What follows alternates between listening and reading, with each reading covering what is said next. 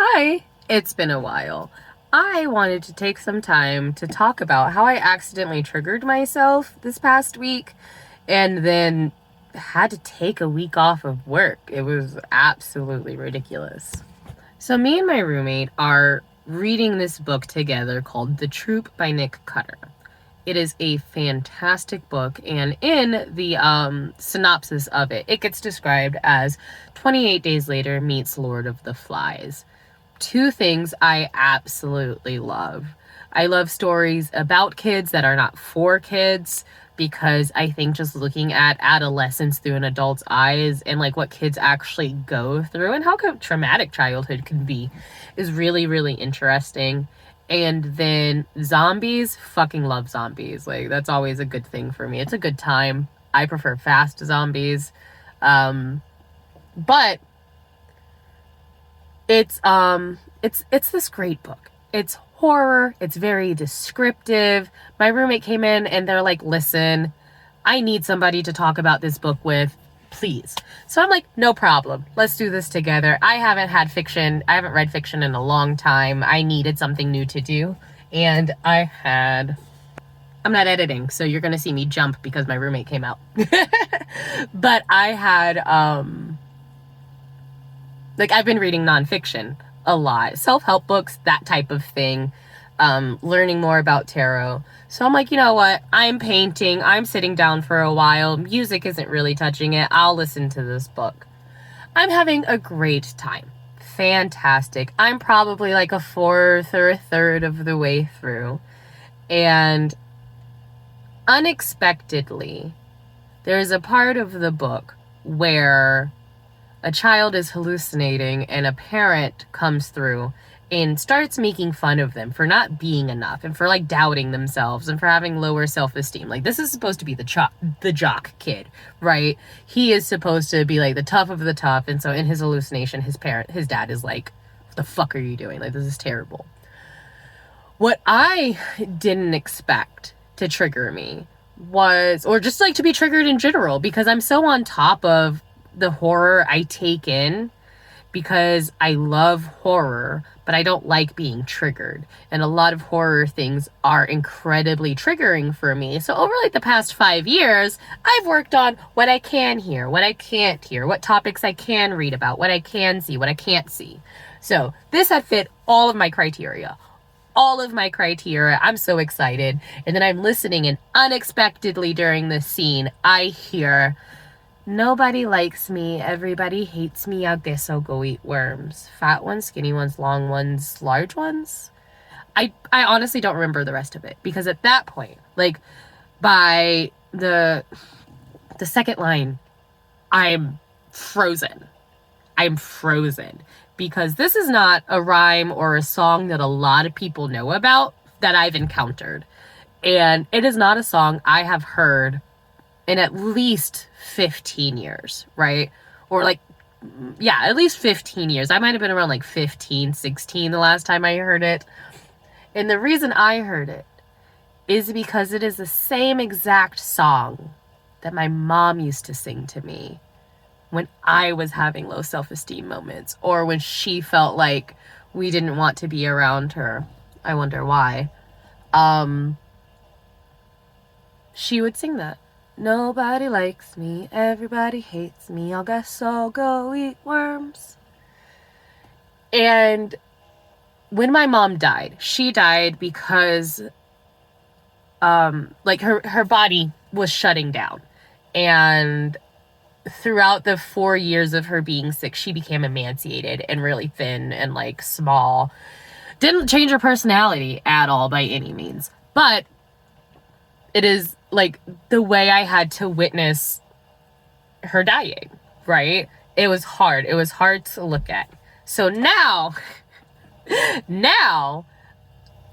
listening to this book, that catches me off guard. And the book specifically has to deal with parasites and like being hungry. And they talk about people being emaciated and like being really thin and dying and all of these things. So it takes around 12 hours because I'm driving home at night and all of a sudden my intrusive thoughts just start hitting. And I don't know what's going on, because the only thing that's happening is now I'm hearing my mother call my name, and I am constantly seeing images of like her dead emaciated body. And I can't stop it. Usually I can stop these things because I've been experiencing it so long that I feel like, okay, I can take a shower, I can play a game, I can talk to somebody, I can do all of these things. But then it was 2 a.m. It was 2 a.m. I couldn't calm myself down. Those things weren't helping. And it was just going and going. And I'm like, what the fuck? Why can't I stop seeing this in my head? Why can't I stop hearing this? Why am I so triggered? Because like, I was scared. And it's been a long time since my thoughts have like legitimately scared me and I couldn't make them stop. So that was Sunday night. It started around 2 a.m. I did not go to sleep because I was just exhausted until around 6 a.m. And I had to work. I have kids. I've got a lot of things to do. So I called out of work. I was like, I'm not going to fucking do this today. Can't do this today.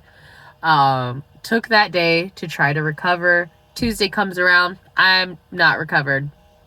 I'm like, fuck, I want to listen to the book. I want to listen to the book. And by this point, it's registered. Like, because on Sunday, Monday, I didn't know what was happening. I don't know what had set that off. And I'm like, I've been taking my meds. I've been taking my vitamins. I'm trying my best to sleep. What's happening? And so by Tuesday, when I go to listen to the book again, that's when the dots connected. Because I remember when that scene happened, I texted my roommate and I was like, damn, that caught me off guard. And they're like, yeah, that's, you don't have a trigger warning for that, you know? And that's a lot of life. That's a lot of life. And you just got to deal with it. But I refused to show myself shame this week. Like, I didn't feel bad for the time I took off of work to recover, try to find myself. I had taken Saturday off just because I had wanted to. I had the PTO, but then it turned into me not going back to work for 5 days, which was really unexpected. But it comes with the territory, you know? Like, it comes with the mental illness territory. I don't know what's going to set me off sometimes, or like, I don't know, I'm going into a situation that's going to have something that triggers me. I've accepted that because I do have such specific triggers, and I navigate around them as much as I can. Like, one of the specific things that fucks me up is bone breaking. That's a relatively easy thing to stay away from in real life situations. Also, death, like just people dying in general, can be very, very hard for me. And so many movies, why are bones breaking? Why are people dying in every fucking thing, right? So I stopped watching a lot of movies for a long time. I'm slowly getting back into it, but there's still so much death.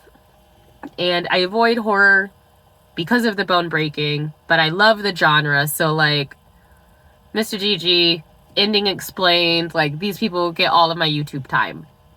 It's hard. And like explaining it a couple of days later to my friends, like, okay, I figured out what triggered me. Like, it is what it is. And everyone's like, man, that sucks, because how specific, you know? How specific. I've thought about going and like looking and seeing exactly what the whole rhyme is, or like what the whole song is.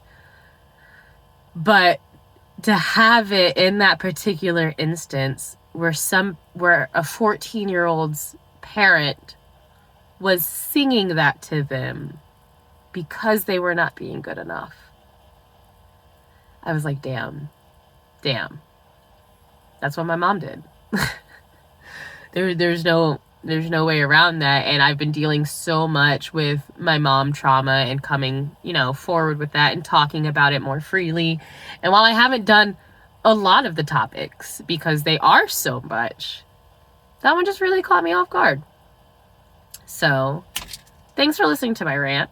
I had to tell somebody, because I think talking about mental illness, talking about triggers are super helpful, because like they can fuck you up for a while and you shouldn't feel ashamed about that at all.